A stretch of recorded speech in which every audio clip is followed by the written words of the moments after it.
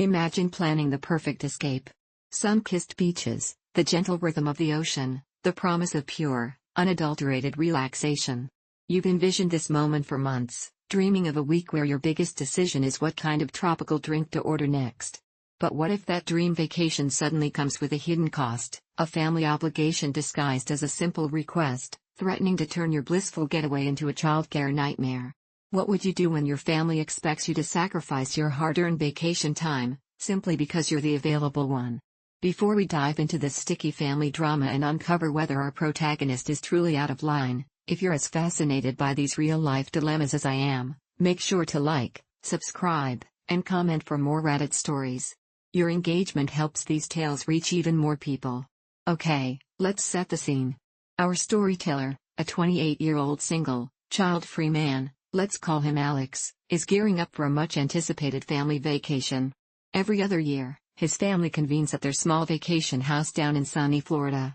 It's a tradition, a chance for everyone to reconnect, relax, and soak up some sun.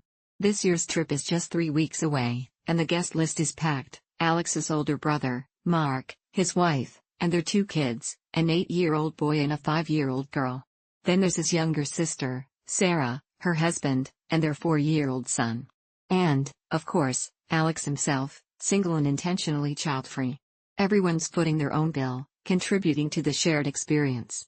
It sounds like a lovely, typical family gathering, doesn't it?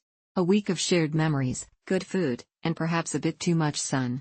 But the tranquility of that vision was shattered by a single, seemingly innocent phone call from his sister, Sarah, just the other day. The conversation started out pleasantly enough, small talk about trip preparations, excitement building in her voice.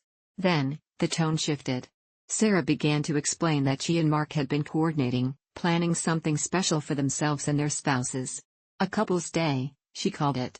The idea was to spend an entire day out on the water, maybe a boat trip or some paddle boarding, followed by a fancy, kid-free dinner at a nice restaurant.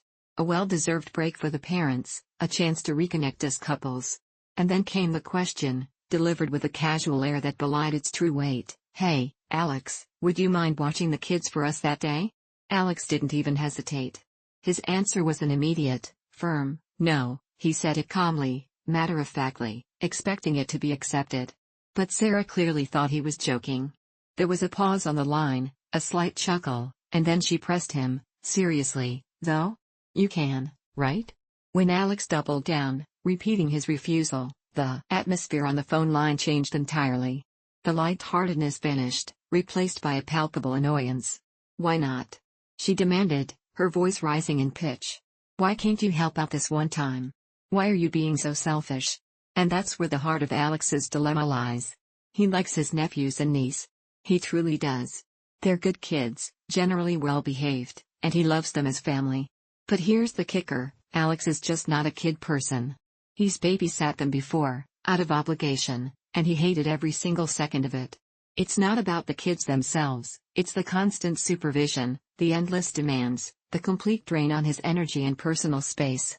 He loves them from a distance, enjoying their company in small doses, but the thought of spending an entire vacation day, from morning till night, as the sole caregiver for 3 active young children? It was his definition of a nightmare, a complete antithesis to his idea of a relaxing vacation. He simply didn't want to spend his precious time off babysitting, even if it was only for one day. Sarah, however, refused to take no for an answer. Her voice hardened, laced with a growing frustration. "What other plans do you have that day?" she challenged, clearly believing she had him cornered. Alex, honest to a fault, admitted he had none. And that, surprisingly, only made her angrier. "If you have no plans," she fumed, "there's absolutely no reason you can't watch the kids." It was as if having free time automatically meant he was obligated to fill it with their needs. Alex tried to explain. He told her that his plans for that day were simply to enjoy himself, whatever that ended up looking like.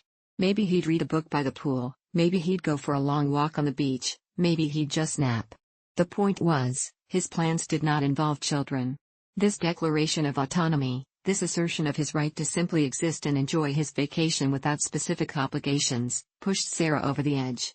She got so mad that she simply hung up on him. But the silence didn't last. Soon after, both Sarah and his brother, Mark, started texting him, relentlessly, asking him to change his mind. The pressure was immense. The guilt trips were subtle at first, then increasingly overt. They reminded him how much they needed this, how rare it was for them to get a break, how he was the only option.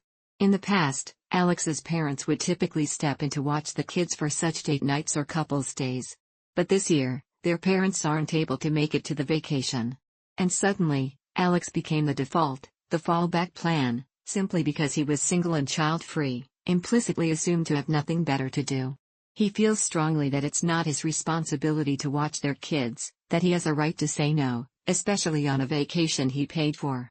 But the relentless pressure, the accusations of selfishness, and the simple fact that he truly does have no other specific plans for that day, have started to gnaw at him. Is he being an unreasonable jerk for wanting his vacation to actually be a vacation? Or is it okay to draw a boundary, even if it leaves his family in a lurch? This isn't just about babysitting, it's about boundaries, family expectations, and the unspoken rules that often govern family dynamics. Is Alex justified in protecting his vacation time, or does being family come with an unspoken contract of mutual assistance, even if it means sacrificing personal enjoyment? I want to know what you think. Is Alex the asshole for refusing to babysit during vacation, even though he has no other plans? Leave your thoughts and perspectives in the comments below. Your feedback helps us explore these complex situations together. Until next time, stay safe and keep those boundaries strong.